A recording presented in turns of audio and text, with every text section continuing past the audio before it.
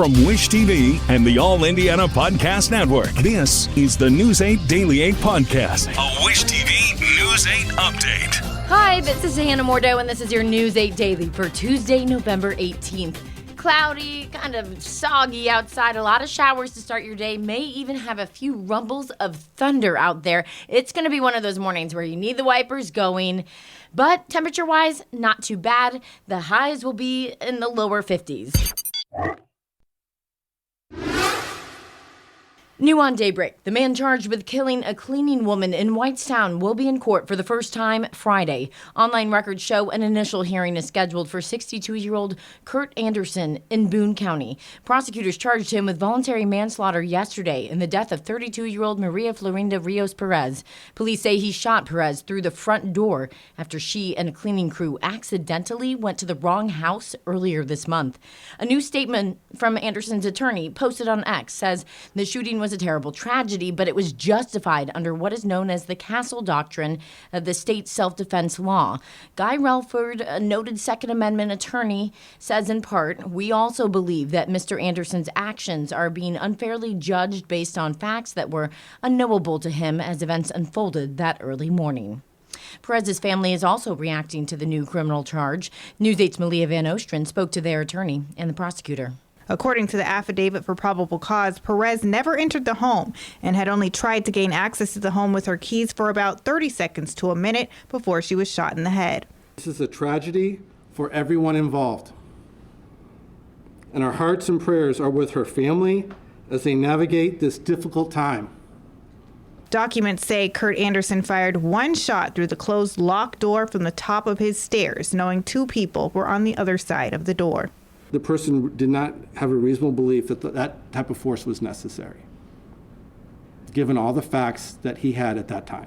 The attorney for Perez's family plans to file a lawsuit against Anderson in the hopes of compensating the family for their loss. The children and the family demand justice so that other families do not have to go through what we are going through.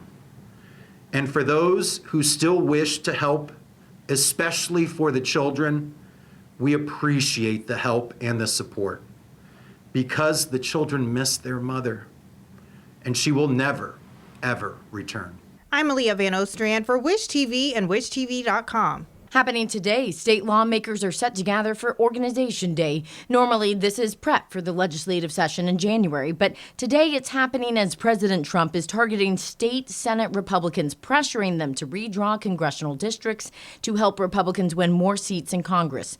Trump posted on Truth Social about Indiana again yesterday. He calls State Senate leader Rod Bray a total rhino, meaning Republican in name only. He goes on to say Republicans must be tough and smart if we're going to win the midterms.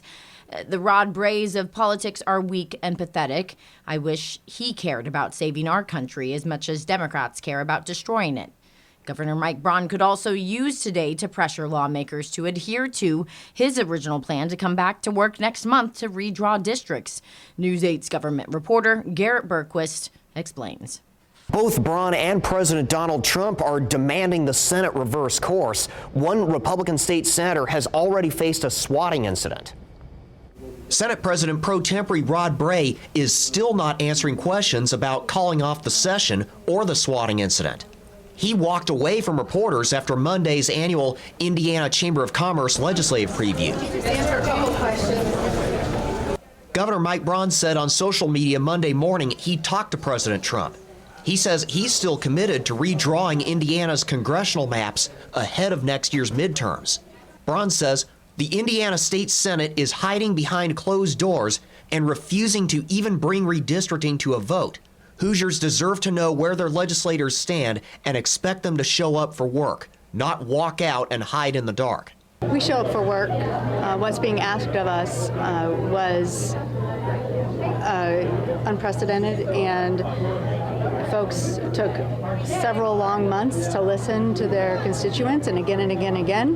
Hoosiers made their voices very loud and very clear. They do not want their congressional maps redrawn.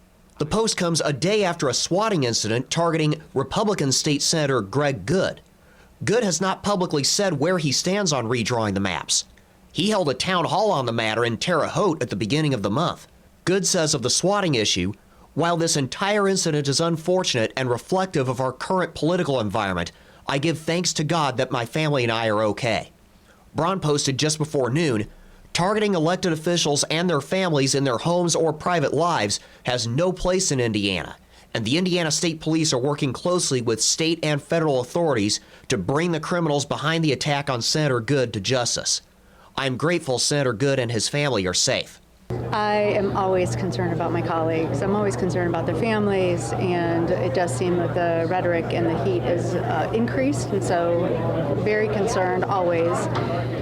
And so we'll come together tomorrow. I know that every person in that legislature wants to do right by their constituents. Legislative leaders did not address redistricting at all at Monday's event. Bray did indicate he still does not plan to start the Senate early. That was in response to a question about realigning state tax policy with new federal law. We don't typically come in a special session for that. We do it early in January. We understand we have to do it relatively quickly. So we'll do that. It's our anticipation, as I've said last week, that we're going to come in January the 5th. The legislature will meet on Tuesday afternoon for Organization Day. That's the ceremonial start of session. We'll watch for what House and Senate leaders say about their plans for session, especially any further mention of redistricting. Once again, I asked multiple Republican state senators, including Good, for their reaction to those comments from Braun. Once again, none of them agreed to an interview. I'm Garrett Bergquist for Wish TV and WishTV.com. People who live in the Martindale-Brightwood neighborhood are formally organizing to fight a proposed data center. News 8's Kat Sandoval was there as people in the community announced their plan to push back. Some community members see the data center as a harmful development that will pollute their air, land, and water. Councilor Ron Gibson, who represents the area, disagrees and thinks it'll help bring an economic boom to the community. This property's been vacant for 40 years, and I know we want some development here. This is the opportunity to open up that opportunity, move from a position of blight into a position of opportunity, and I believe this is the first step. LA-based company Metroblocks is trying its luck in Indianapolis. 13.5 acres of this vacant lot will be transformed into a data center in 2 years if they get zoning approval. But longtime community members like Sierra Johnson don't want it. So we want to raise awareness and make sure that everyone in the neighborhood knows about the data center proposal and what they're planning to actually build in our neighborhood and how they'll be affected. There'll be health effects, not to mention noise and air pollution. So we want to make sure that people know about that so that they can come alongside us and stand against it. Metroblock says it'll build a low-impact data center having a closed-loop cooling system and using very little water and no groundwater from the neighborhood. The company says it'll cover electricity and not rely on resident subsidies and inject $10 million in property tax into the community. I would just say still keep an open mind. This proposed development is reasonable, no hazards, and would add value to our community. But residents here aren't buying it, and they say they'll fight it ahead of the public zoning meeting December 11th. Yes, we will absolutely continue to fight. We are following each development as it occurs, and we'll be there with them every step of the way to do whatever we can to stop this data center from coming into our neighborhood. Martindale-Brightwood isn't the only community that could get a new data center. There will be a town hall in Decatur Township for another proposed data center there too. I'm Kat Sandoval for Wish TV, WishTV.com. National news now. House Speaker Mike Johnson says he expects a vote today on the release of the Justice Department files on Jeffrey Epstein. Amy Kiley reports on the latest efforts to make the files public.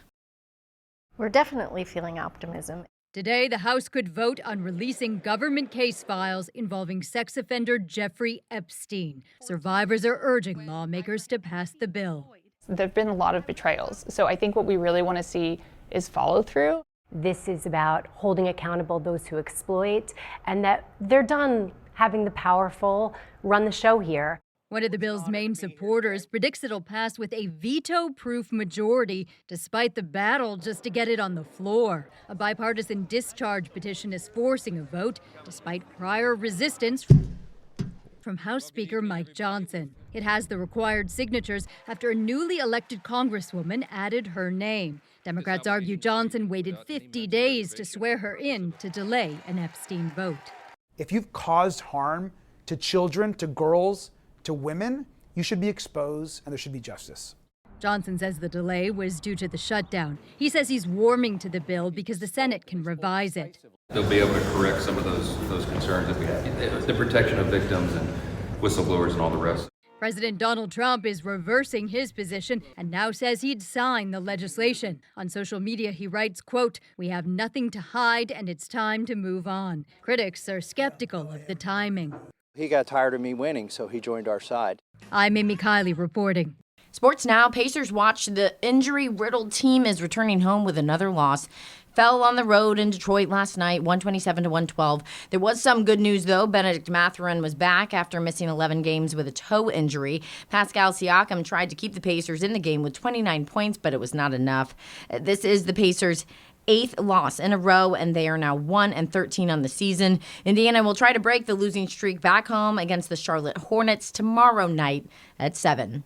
College basketball, Purdue is back on top of the Associated Press's men's college basketball poll. Boilermakers are ranked number 1 after a week in the number 2 slot. Jump comes after the team's impressive road win over Alabama. Houston, UConn, Arizona, and Duke are the other top-ranked teams this week.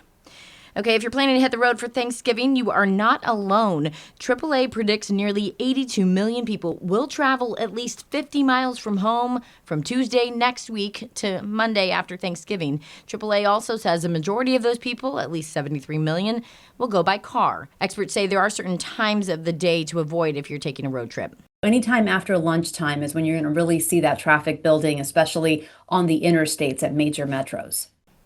As for flights, they should be back to normal after the government shutdown. AAA expects 1.6 million more people to travel compared to Thanksgiving last year, which would set a new world record. AT&T says your phone service could be boosted by up to 80% after cell site upgrades across the state. Company says it's upgraded more than 400 sites in Indiana, including 300 in Indianapolis and 120 in Evansville.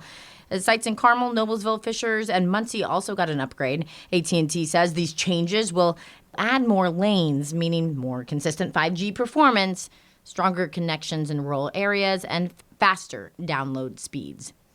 If you shop on Amazon, you can now buy used Ford cars, trucks, and SUVs. The automaker says people can use the tech company to shop at participating dealers and look in their used car inventory. People have already been able to do this with Hyundai's vehicles. This has been your News 8 Daily. From Wish TV, I'm Hannah Mordell. Watch us on Wish TV and WishTV.com. This is the News 8 Daily 8 podcast, a Wish TV News 8 update on demand. For even more, on demand and on the go. Connect with Wish TV on Facebook at WishTV.com and on the free Wish TV mobile app. Thank you for listening. And be sure to like, subscribe, and follow this podcast for updates every weekday morning on the All Indiana Podcast Network and wherever you get your podcast.